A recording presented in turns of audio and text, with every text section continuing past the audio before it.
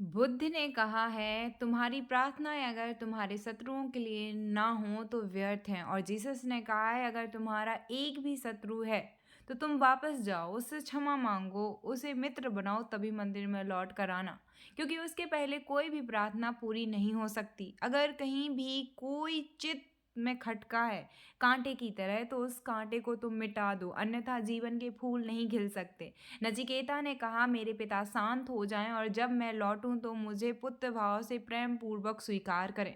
यह बड़ी बात है। दूसरी बात, क्योंकि नचिकेत लौटेगा मृत्यु को जानकर, बड़ा मुश्किल होगा। इस ज्ञानी पुत्र को पुत्र की तरह स्वीकार करना बड़ा कठिन होगा। यमराज ने कहा, तुमको मृत्यु के मुख से छूटा हुआ देखकर मुझसे प्रेरित तुम्हारे पिता उद्वलक पहले की भांति ही यह मेरा पुत्र नचिकेता ही है ऐसा समझकर दुख और क्रोध से रहित हो जाएंगे और वे अपनी आयु की शेष रात्रियों में सुखपूर्वक शयन करेंगे। इस वरदान को पाकर नचिकेता बोला, हे यमराज, स्वर्गलोक में किंचित मात्र भी भय नहीं है। वहां मृत्यु स्वयं आप भी नहीं है।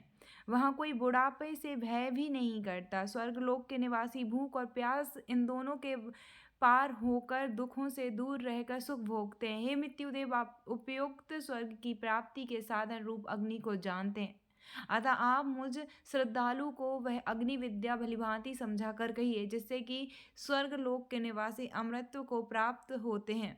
यह मैं दूसरा रूप मांगता हूँ। नचिकेता कह रहा है कि मैं दूसरी बात मांगता हूँ, जिसमें मैं मृत्यु के पार हो जाऊं, जिससे मैं अमृत को उपलब्ध हो जाऊं। यह वरदान मृत्यु से ही पाया जा सकता है।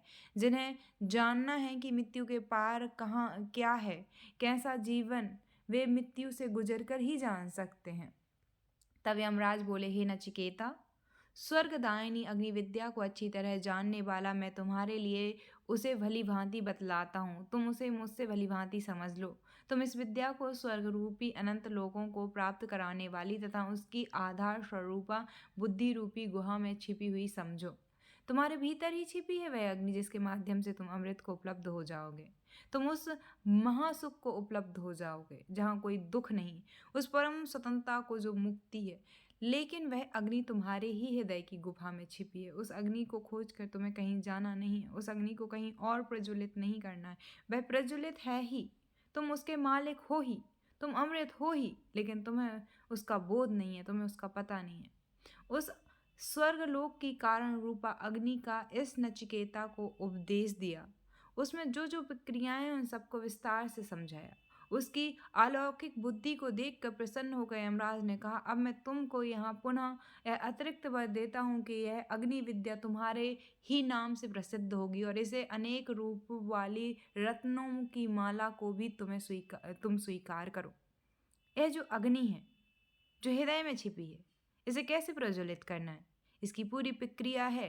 कैसे यह यज्ञ कुंड बने, कैसे अरणियों से रगड़ कर यह अग्नि पैदा की जाए, किन ईंटों से यह निर्माण होगा यज्ञ कुंड का, कैसे तुम इसके भीतर जलोगे और तुम्हारे कचरा समाप्त होगा, तुम शुद्ध कुंदन बनोगे। यह सब विस्तार से यम ने कहा। उसका कोई विस्तार यहाँ नहीं दिया है, लेकिन इन 8 दिनों में मैं पूरी प्रक्रिया आपको दूंगा। वह नहीं दी है जानकर। उपनिषदों में वे बातें छिपा ली गई हैं जो गुरु स्वयं ही सीधा देगा, लेकिन दिए जाने पर खतरा है, भूल चूक हो सकती है, शब्द को पढ़कर कोई करे अनर्थ भी हो सकता है। और आँख से खेलना, भीतर की आँख से खेलना बाहर की आँख से खेलने से बहुत खतरनाक है। जिन ध्यान की प्रक्रियाओं से हम यहाँ गुजरेंगे, वे भीतर की अग्नि को जलाने की प्रक्रियाएं हैं। और इन 8 दिनों में तुम्हें ख्याल में साफ हो जाएगा कि हृदय कैसे प्रज्वलित अग्निकुंड बन जाता है और कैसे मृत्यु समाप्त हो जाती है और अमृत का अनुभव होता है। यह अनुभव से ही होगा और मेरी चेष्टा होगी कि तुम्हें प्रक्रिया से गुजार चलूं, शब्दों में ना कहूँ, बल्कि यह तुम्हारे कृत्य बन जाए। ऐसी आयोजना हम यहाँ करेंगे। नचिकेता को यम ने कहा कि यह अग्नि तेरे ही नाम से जानी जाएगी।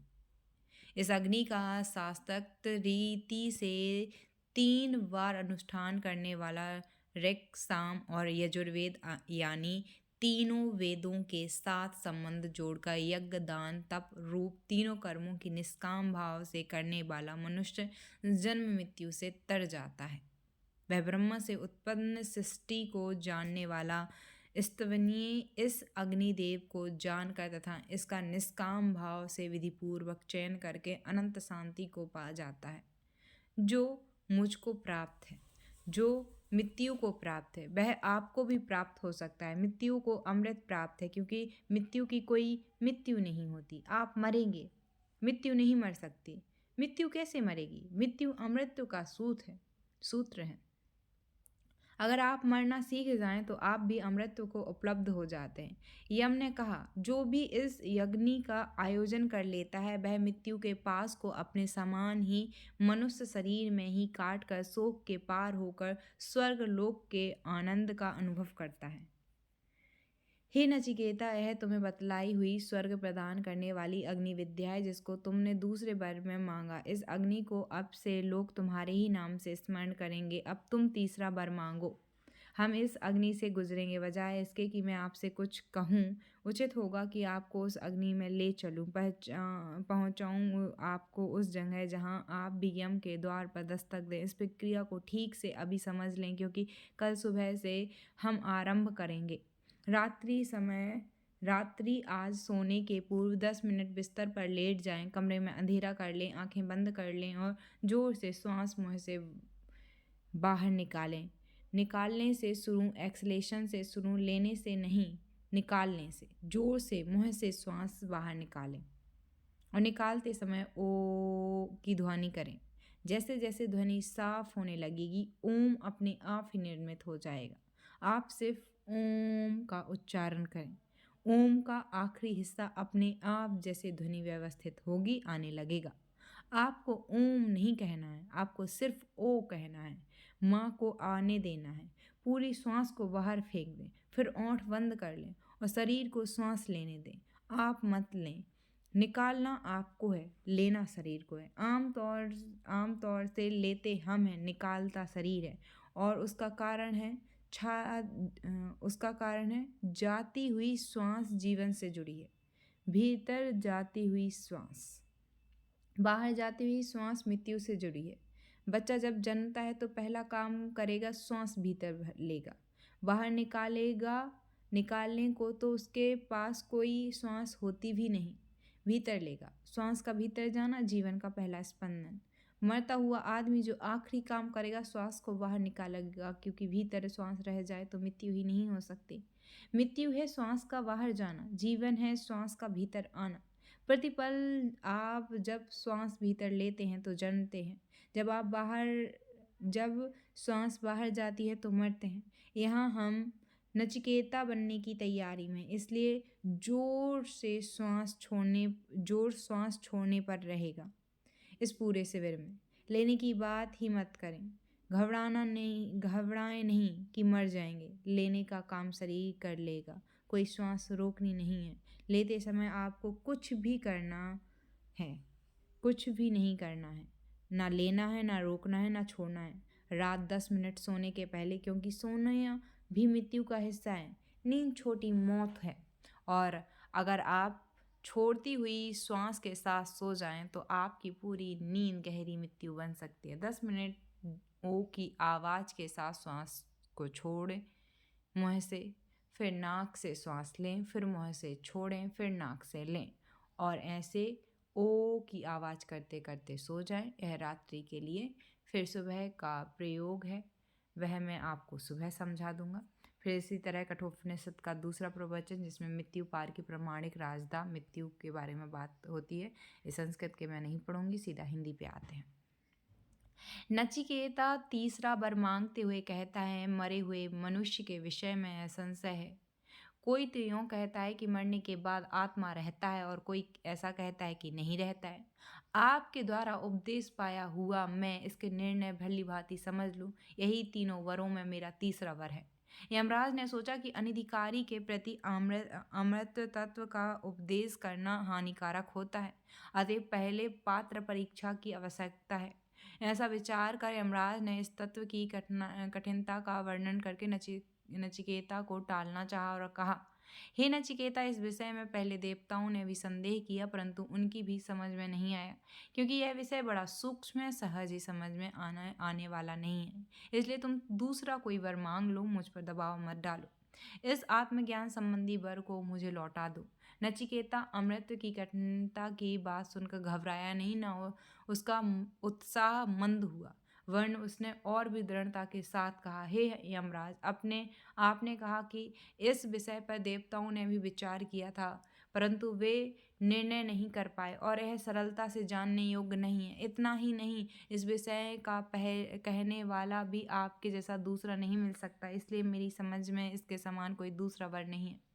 विषय की कठिनता से नचिकेता नहीं घबराया, वह अपने निश्चय पर ज्यों का त्यों दृढ़ रहा।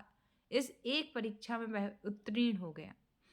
अब यमराज दूसरी परीक्षा के रूप में उसके सामने विभिन्न प्रकार के प्रलोभन रखने की बात सोचकर उससे कहने लगे, सैकड़ों वर्षों की आयु वाले बेटे और पोतों को तथा बहुत से गौ आदि पशुओं को एवं हाथी, स्वर्ण और घोड़े को मांग लो, भूमि के बड़े विस्तार वाले साम्राज्य को मांग लो, तुम स्वयं भी जितने वर्षों तक चाहो जीते रहो। हे नचिकेता, धन संपत्ति और अनंत काल तक जीने के साधनों को यदि तुम इस आत्मज्ञान विषयक वरदान के समान वर मानते हो तो मांग लो, और तुम इस पृथ्वीलोक में बड़े भारी सम्राट बन जाओ। मैं तुम्हें संपूर्ण भोगों से भी अति उत्तम भोगों को भोगने वाला बना देता हूँ। इतने पर भी नचिकेता अपने निश्चय पर अटल रहा। तब स्वर्ग की देवी भोगों का प्रलोभन देते हुए यमराज ने कहा, जो जो भोग मनुष्य लोक में दुर्लभ हैं, उन संपूर्ण भोगों को इच्छानुसार मांग लो। रथ तथा नाना प्रकार के वाद्यों के सहित इन स्वर्ग की अप्सराओं को अपने साथ ले जाओ। मनुष्य को ऐसी स्त्रियां निस्संदेह अलभ्य हैं, मेरे द्वारा दी हुई इन स्त्रियों से तुम अपनी सेवा कराओ। पर हे नचिकेता, मरने के बाद आत्मा का क्या होता है, इस बात को मत पूछो। परंतु नचिकेता तो दृढ़ निश्चयी और सच्चा अधिकारी था।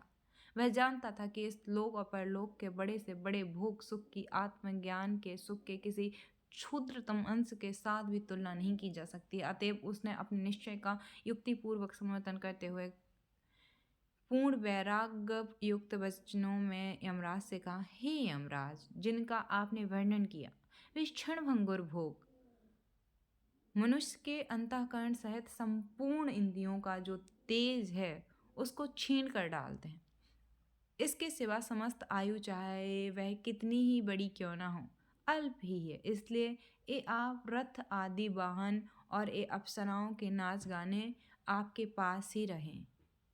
मनुष्य धन से कभी भी तृप्त नहीं किया जा सकता, जबकि हमने आपके दर्शन पा लिए हैं, तब धन को तो पा ही लेंगे, और आप जब तक शासन करते रहेंगे तब तक हम जीते भी रहेंगे। इन सबको भी क्या मांगना, तब मेरे मांगने लायक वर तो वह आत्मज्ञान ही है। इस प्रकार भोगों की क्षणभंगुरता का वर्णन करके जब नचिकेता अपने वर का महत्व बतलाता हुआ उसी को वरदान करने के लिए दृढ़तापूर्वक निवेदन करता है, यह मनुष्य जीर्ण होने वाला और मरणाधर्म है। इस तत्व को भलीभांति समझने वाला मनुष्य लोक का निवासी कौन ऐसा मनुष्य है जो बुढ़ापे से रहित, न मरने वाले आप सादृश्य महात्माओं का संग पाकर भी स्त्रियों के सौंदर्य, कीड़ा और आमोद प्रमोद का बार बार चिंतन करता हुआ बहुत काल तक जीवित रहने में उत्सुकता रखेगा। हे यमराज, जिस महान आश्चर्यमय परलोक संबंधी आत्मज्ञान के विषय में लोग यह शंका करते हैं कि यह आत्मा मरने के बाद रहता है या नहीं, उसमें जो निर्णय है वह आप मुझे बतलाएं। जो यह अत्यंत गुण को प्राप्त हुआ वर है, इससे दूसरा वर नचिकेता नहीं मांगता। आगे अब ओशो इसी के जो अभी अपन पढ़ रहे थे श्लोक और उनका अर्थ पढ़ा भी अपन ने, उनको ही अब व्याख्या में बताते हैं, उसको सुनते हैं। छोटे से नचिकेता के संबंध में एक बात ध्यान में लेनी चाहिए, तो ही मृत्यु के साथ उसका अन्वेषण हमारी समझ में आ सकेगा। नचिकेता कितना ही छोटा हो, कितना ही उसकी शरीर की उम्र कम हो, उसकी आत्मा की उम्र अनंत है। कोई भी बच्चा बच्चा ही नहीं है, और कोई भी बच्चा सिर्फ कोई कोरी स्लेट की भांति नहीं है। अनंत जन्मों की कथा उस चित्त पर लिखी है। बच्चा भी बहुत बार बूढ़ा हो चुका है, इसलिए बच्चों के साथ भी अत्यंत सम्मान पूर्वक व्यवहार चाहिए। यह शरीर नया हो लेकिन इसके भीतर छिपी चेतना नई नहीं है। जितनी इस संसार की उम्र है उतनी ही उम्र इस चेतना की भी है। यह चेतना हजारों बार शरीर में जन्मी है और विदा हुई है।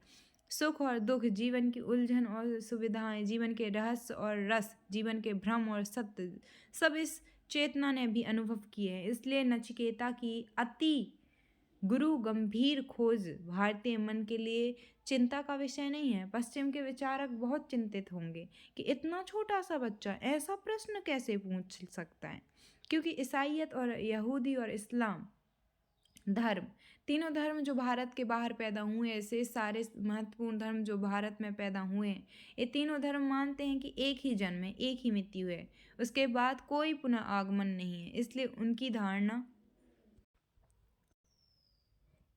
उनकी धारणा में बच्चे तो ऐसे प्रश्न उठा ही नहीं सकते और बच्चा इतनी गहन चिंतना भी नहीं कर सकता। उनकी समझ में तो ऐसे चिंतनपूर्ण विचार वृद्धावस्था में ही संभव है। लेकिन नचिकेता सिर्फ कथा नहीं है, और भी हजारों बच्चों ने ऐसे प्रमाण दिए हैं। पश्चिम में भी ऐसे बहुत सारे प्रमाण हैं। पश्चिम का बहुत बड़ा संगीतज्ञ मोजार्ट 7 वर्ष की उम्र में वैसा संगीत में कुशल हो गया जैसा व्यक्ति 70 वर्ष की उम्र में भी नहीं हो पाता। चौंकाने वाली बात है, क्योंकि जिस संगीत के अभ्यास के लिए 70 वर्ष चाहिए, वह संगीत का अभ्यास 7 वर्ष में कैसे हो सकता है। और मोजार्ट 3 साल की उम्र में महान संगीतज्ञ होने की संभावना प्रकट करने लगा। निश्चित ही पीछे यात्रा होनी चाहिए, पीछे के अनुभव चाहे स्मरण ना हो, पीछे की संपदा चाहे उसका बोध ना हो। मोजार्ट के साथ 2 वर्ष की उम्र तक में बच्चों ने ऐसे प्रमाण दिए हैं, हजारों प्रमाण दिए हैं, जो सिवाय पिछले जन्म की धारणा के अतिरिक्त और किसी तरह से समझाए ही नहीं जा सकते। नचिकेता अनूठा नहीं है। नचिकेता ने जो पूछा है वह इस बात की खबर है कि यह खोज बहुत पुरानी है और यह बच्चा बहुत बूढ़ा है। लाओ त्से के संबंध में कथा है कि लाओ त्से बूढ़ा ही पैदा हुआ था। यह नचिकेता भी ऐसा ही बूढ़ा है। इसकी खोज पीछे से जुड़ी है। यह जो पूछ रहा है इसे खुद भी पता नहीं है कि क्या पूछ रहा है, लेकिन इसने बहुत बार बहुत बहुत जन्मों में यह पूछा है। बहुत बहुत द्वार इसने खटखटाए हैं, बहुत बहुत गुरुओं के चरणों में यह बैठा है। यह धारा जो आज प्रकट होकर दिखाई पड़ रही है, भूगर्भ में बहती रही है। इस बात को ख्याल में ले लें तो ही नचिकेता के प्रश्न को समझने योग्य लगेंगे, अन्यथा अस्वाभाविक मालूम पड़ते हैं। अन्यथा ऐसा लगता है कि नचिकेता के नाम पर ऋषि वे सारी बातें थोप रहे हैं जो कि वृद्ध भी नहीं पूछते। लेकिन और बच्चे ने ऐसा पूछा है। शंकराचार्य 35 वर्ष की उम्र में तो चल ही बसे। 33 वर्ष की उम्र में उन्होंने ब्रह्मसूत्र, उपनिषद और गीता पर अपनी महान व्याख्याएं कर ली। 300 वर्ष की उम्र में भी किसी आदमी अगर किसी को भी 300 वर्ष भी मिले ना, तो भी शंकर का कोई मुकाबला नहीं है। शंकर ने जो 33 वर्ष की उम्र में लिखा है वह 300 वर्ष की उम्र में भी साधारणता मिले तो भी लिखने की कोई संभावना नहीं। शंकर ने अपनी व्याख्या का सिलसिला 17 साल की उम्र में शुरू किया और शंकर ने 9 वर्ष की उम्र में संन्यास्त होने की कामना प्रकट की। यह जो 9 वर्ष की उम्र है ही क्या, हम तो 90 वर्ष की उम्र में भी बचकाने बने रहते हैं। हमारे चित्त की कोई प्रवणता नहीं हो पाती। वृद्धावस्था में भी हमारा चित्त वैसा ही होता है जैसा नासमझ अज्ञानी होना चाहिए।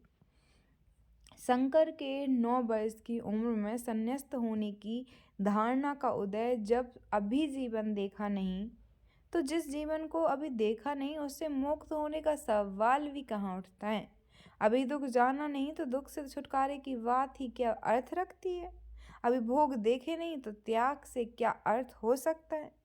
निश्चित ही भोग बहुत बार देखे गए हैं। बहुत बार देखे गए भोगों का ही यह सार निष्कर्ष है कि 9 वर्ष का बच्चा संन्यास्त हो जाना चाहता है। मुझसे कई बार लोग पूछते हैं कि आप कभी कभी छोटे बच्चों को भी संन्यास दे देते हैं, क्योंकि छोटा बच्चा नहीं है, शरीर की उम्र वास्तविक उम्र नहीं है।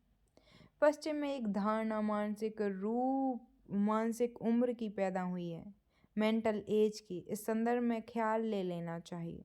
फ्रांस में एक बहुत कीमती विचारक हुए बिनेट ने पहली दफ़ा मनुष्य के मानसिक उम्र की धारणा विकसित की। उसने कहा कि एक उम्र तो शरीर की होती है और एक उम्र मन की होती है। शरीर की उम्र के साथ मन की उम्र का कोई संबंध नहीं है।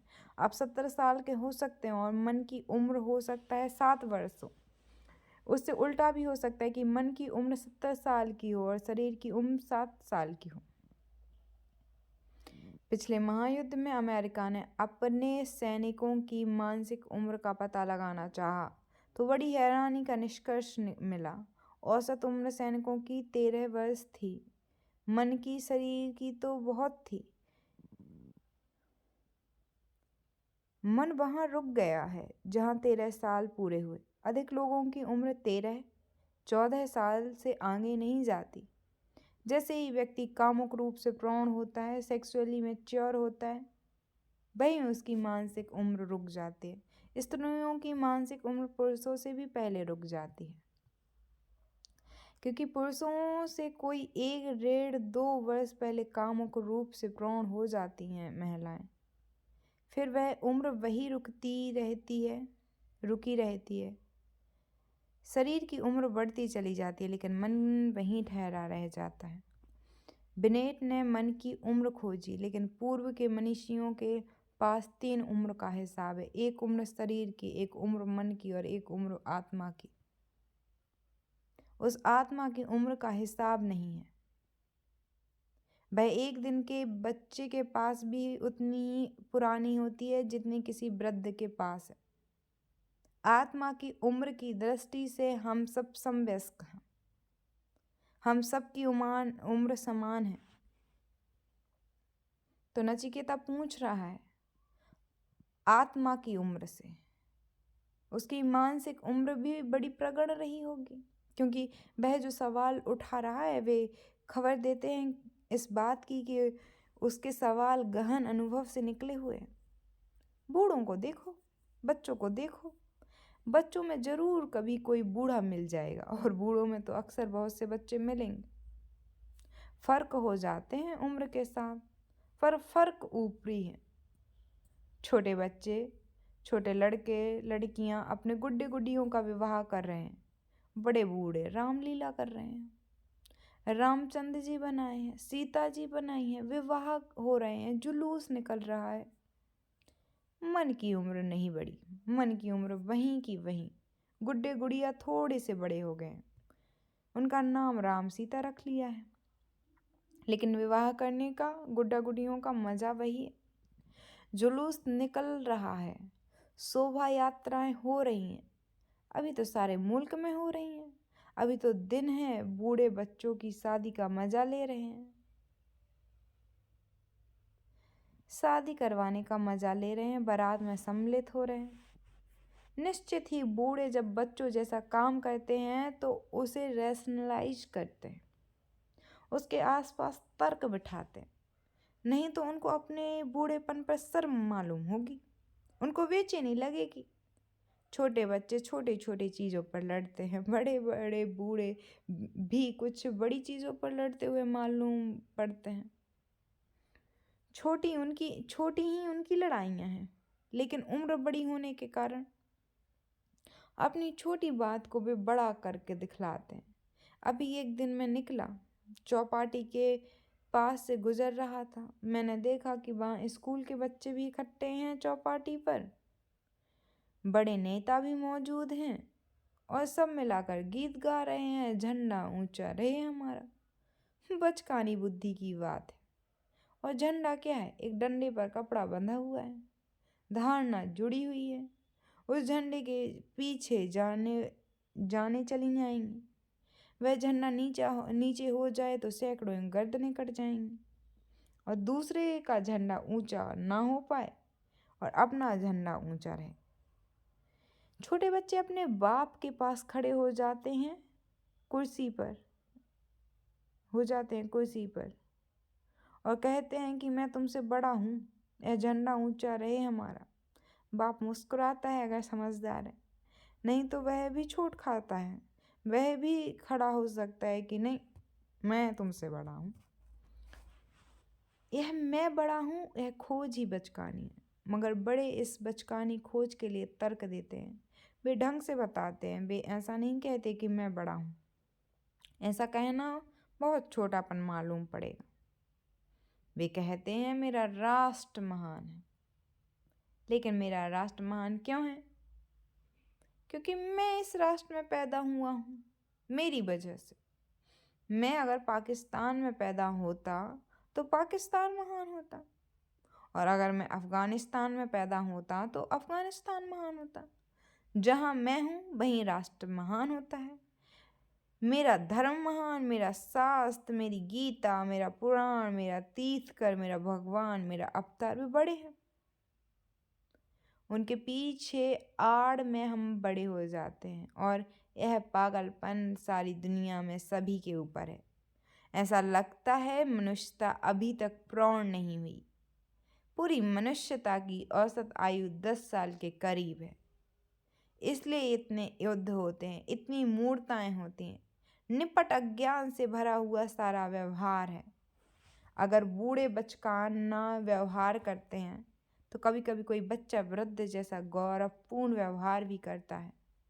वह दूसरी संभावना ही नचिकेता का सार है। अब हम सूत्र में प्रवेश करें। नचिकेता तीसरा वर मांगते हुए कहता है, मरे हुए मनुष्य के विषय में संशय है। कोई तो यूँ कहता है कि मरने के बाद आत्मा रहता है, और कोई ऐसा कहता है कि नहीं रहता है। आपके द्वारा उपदेश पाया हुआ मैं इसका निर्णय भली भांति समझ लूँ। यह तीनों वरों में से तीसरा वर है। सारे धर्म की खोज यही है। इस एक बिंदु पर ही सारे धर्म का अंत स्थल टिका हुआ है कि क्या शरीर की मृत्यु मनुष्य की मृत्यु है? क्या मर जाने के बाद सभी कुछ मर जाता है, या कुछ शेष रहता है? और यह इतना केंद्रीय सवाल है कि इस पर सभी कुछ निर्भर है। जीवन के सारे मूल्य, जीवन का सारा अर्थ, जीवन का सारा प्रयोजन, अभिप्राय, जीवन की सारी गरिमा, गीत, गौरव, सभी कुछ इस बात पर निर्भर है कि क्या शरीर के साथ सब कुछ समाप्त हो जाता है। अगर शरीर के साथ सभी कुछ समाप्त हो जाता तो ना नीति में कोई अर्थ है, ना धर्म में कोई अर्थ, ना अच्छाई है फिर कुछ, ना कुछ बुराई। क्योंकि अच्छे भी मिट्टी में मिल जाते हैं, बुरे भी मिट्टी में मिल जाते हैं। अच्छे आदमी की मिट्टी में और बुरे आदमी की मिट्टी में कोई गुणात्मक फर्क नहीं होता है। एक चोर और एक साधु के मरे हुए शरीर में कोई भी भेद नहीं है। और अगर चोर भी वहीं पहुंच जाता है और साधु भी वहीं पहुंच जाता है मिट्टी में, और दोनों समान हो जाते हैं, तो दोनों के जीवन में जो भेद था वह काल्पनिक था। क्योंकि मृत्यु ने प्रकट कर दिया कि सब भेद काल्पनिक हैं। तुम अच्छे थे कि बुरे, दो कौड़ी की बात है। अगर मृत्यु के साथ सब कुछ समाप्त हो जाता तो इस जगत में कोई नैतिक, कोई धार्मिक, किसी मूल्य का, किसी वैल्यू का कोई अर्थ नहीं है। फिर बेईमान और ईमानदारी समान है। फिर हत्या और जीवन दान बराबर है। फिर हिंसा और अहिंसा में कोई फर्क नहीं है।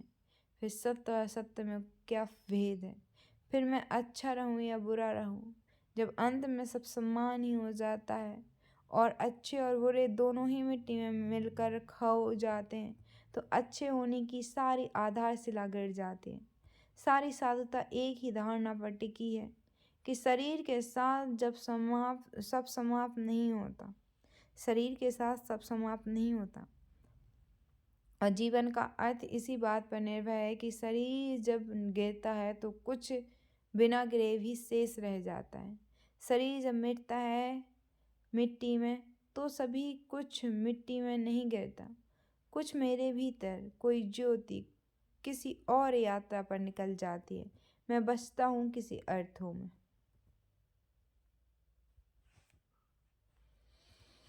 अगर मैं बचता हूँ तो ही मेरे जीवन का भेद बचता है। अगर मैं नहीं बचता तो क्या भेद है? फिर तो शायद जिन्हें हम बुरा कहते हैं वे ही ज़्यादा समझदार हैं, जिन्हें हम भला कहते हैं वे ना समझ हैं। अगर आत्मा भी मरण धर्मा है तो साधु मूढ़ है। ध्यानी अज्ञानी है। मंदिरों में पागलों की जमात है। मस्जिदों में नमाज पढ़ते हुए लोग विक्षिप्त हैं, क्योंकि वे जो भी कर रहे हैं वह किसी अर्थ का नहीं है। फिर आप प्रार्थना करें या जुआ खेलें, बराबर है। आत्मा अगर बचती है शरीर के बाद, तो ही मंदिर और मस्जिद और गुरुद्वार और कुरान और बाइबल और वेद कुछ अर्थ रखते हैं। महावीर, बुद्ध, कृष्ण और क्राइस्ट और मोहम्मद में कुछ भेद है, कुछ राज हैं उनके पास। वे किसी महान जीवन की कुंजी की खोज कर रहे हैं। लेकिन अगर शरीर के साथ सब समाप्त हो जाता तो कैसी कुंजी और कैसी खोज। तब जीवन एक व्यर्थ दौड़ धूप है। शेक्सपियर का वचन बड़ा महत्वपूर्ण है।